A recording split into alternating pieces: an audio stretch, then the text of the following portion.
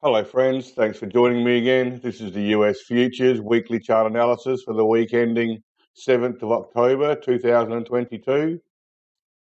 We start with the US dollar index futures as usual. And we saw last week that some supply had been drawn out. And in response this week, the market has moved lower and effectively tested the market for supply, which is exactly what you would expect to see.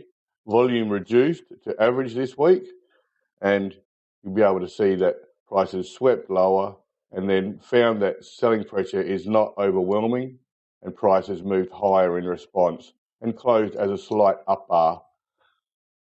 We put in the lines so you can see exactly where the market is. There's a good chance that next week price will challenge the highs of this range, and if supply remains relatively low, I expect price and move higher in response.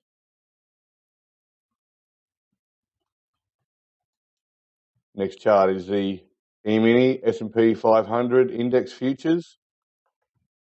Last week, we saw that spread narrowed on an increase in volume. This suggested that some buying support had entered the market. In response this week, price moved higher and then drifted lower into the close to close almost back at a similar level to where it closed last week. Last week threatened to move lower, but never really clearly pushed below the previous lows. Spread narrowed, volume increased, which suggested buying support came in. This week has effectively confirmed that by moving higher and then drifting lower into the close. This looks like two bars where you can say that some buying support has emerged, and in some respects it looks like an absorption bar, or perhaps even a buy the offer bar. We'll have to wait for the response to tell us, but this market appears to be building strength for a push higher. If this fails and the market needs to move lower, I expect this support will be dumped, and that would cause the market to accelerate lower. So it's an important juncture right here. There has been some buying support. It will support a push higher. If it's forced to be dumped, it's going to cause the market to accelerate lower. So watch this carefully. This is an important level here, just above the 3,600 level.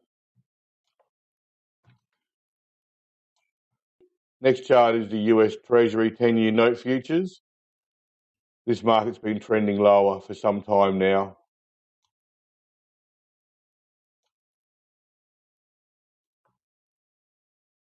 Price saw an attempt to support the market last week on an increase in volume, and in response, you can see price did attempt to go higher, but it's drifted lower into the close this week to close back at the lows of this range.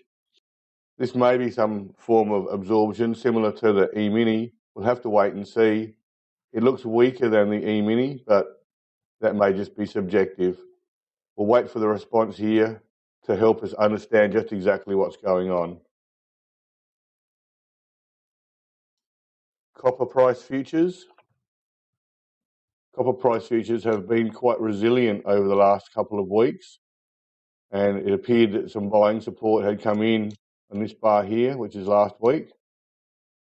There's a little mini range just there. Here's another range, and the actual breakdown line is right up here. Similar to the previous two charts, you can see that prices moved higher in response. In some respects, that confirms the buying support that we expected occurred in this bar, and prices drifted lower into the close, and it's back very close to the lows of the range. Here's the important lows down here. So there is some room between the two at the moment. The market is trying to hold on. It's being as resilient as it possibly can be to hold on. The buying support remains intact from last week, and this week may be some form of absorption. We'll just have to wait and see for the response to help us understand exactly what's going on in the market. And to a large extent, it will depend on what happens in the US dollar index market. If the US dollar continues high, this market will remain under pressure, and make it difficult to move higher. Gold price futures. Gold price futures also responded positively this week, pushing up in response to the buying support seen over the last 2 weeks. The last 2 weeks we've commented on the buying support seen in this market, and price moved higher in response, which goes some way to confirming the buying support that we've seen. You can see price drifted lower and back to this previous breakdown line. This is an important level where price broke down from previously. There's the breakdown bar, and you've got another breakdown above that. These are always tough levels to overcome, and it's always significant in a market if price does overcome a breakdown line. Shows there's strength building in the background. So if we can see price do something like this, it's some sign of strength in the market, and it's probably worth noting. Silver price futures gapped higher this week. We'll have to wait and see how the market responds to that. There's the highs of the range. There's the breakdown line. And here's the previous breakdown line over here. So price has gapped up. Effectively, that bar really looks like this, just so you can picture it correctly. There you go. That makes it look more clear. You can understand what that bar looks like. Price has moved higher in response to the buying support seen previously down here. This was buying support here. This was a test for supply. Buying came in here and pushed up in response to that buying, and that confirmed the buying. Test for supply. A secondary test here, but the volume was fairly high, so it must have absorbed any supply that was in the market at the time. So we'll call that buying support as well. In response, the market has moved higher again this week and then drifted back to the highs of the range, and it wasn't able to overcome the breakdown line, which is the important level. If price can get above that, similar to the gold market, we want to see something like this. We want to see the market show that it's strong enough to overcome the previous breakdown line.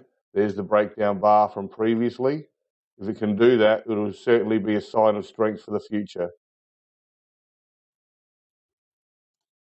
Next chart is light crude futures. Light crude futures are starting to look a little bit messy here.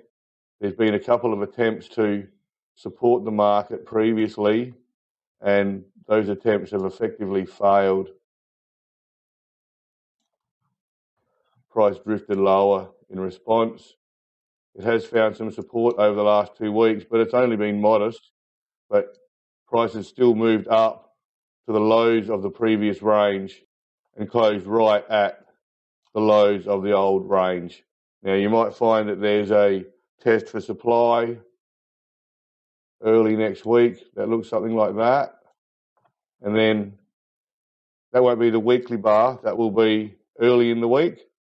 And if supply is found to be low, selling pressure is low, that may allow this market to continue pushing back up into the old range.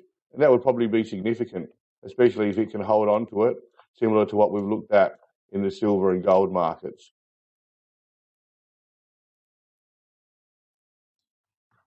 Aussie dollar currency futures are barely holding on.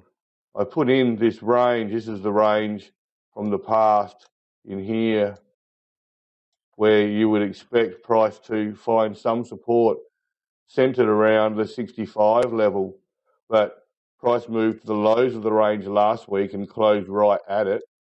And this week, price attempted to move higher, but has drifted lower and is barely holding on to the lows of the previous bar. This market still looks weak. It's under pressure. I did expect this market to try to hold on to the 65 level as best as it could. At this point, it's looking like it might go straight past the 65 level and head to the next lower level, which is centered around the 60 cent, 58 cent level. It will depend on how strong the US dollar is, of course, but I still expect the market will attempt to hold on to 65 if it can. The lows of this little trading range are 64 cents. So we'll just have to watch and see how it goes. At the moment, it certainly looks weaker than stronger, and it may well be heading down to The next level is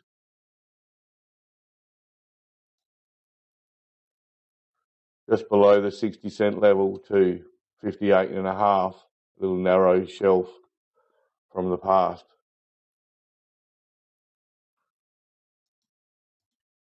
And Bitcoin futures.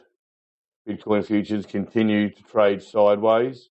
There has been no breakdown.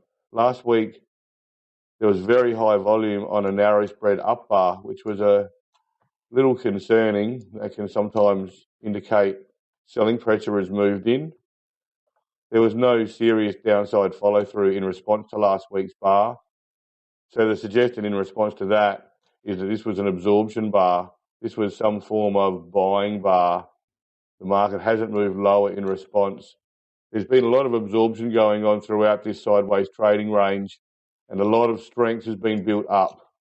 It's going to support a push higher.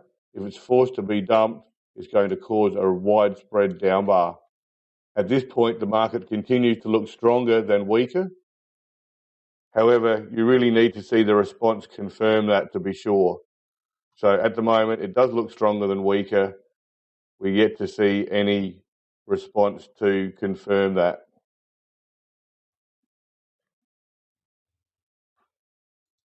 Back to the US dollar index just briefly. Here's the important lines. You can clearly see the test for supply below the previous close this week. Volume reduced back to average, so selling pressure reduced in response to the supply that was drawn out in this bar. There was definitely selling in this bar, and we will have to wait and see if that selling emerges again, if price attempts to push higher. At this stage, when price came down to threaten any sellers to come out and complete their selling pressure was not drawn out, or certainly wasn't overwhelming, and that allowed price to push back up and close as an up bar this week. So we'll wait and see the response. It appears the market wants to issue a challenge to the highs of this range and perhaps attempt to push higher. Then we'll see whether supply emerges like it did last time, just below the 115 level. So that's what we're looking for this week. And what happens in this market plays a strong part in what happens in many of the other markets, the commodity markets and the associated currency markets. So it's really important. Okay, thanks for your time. See ya.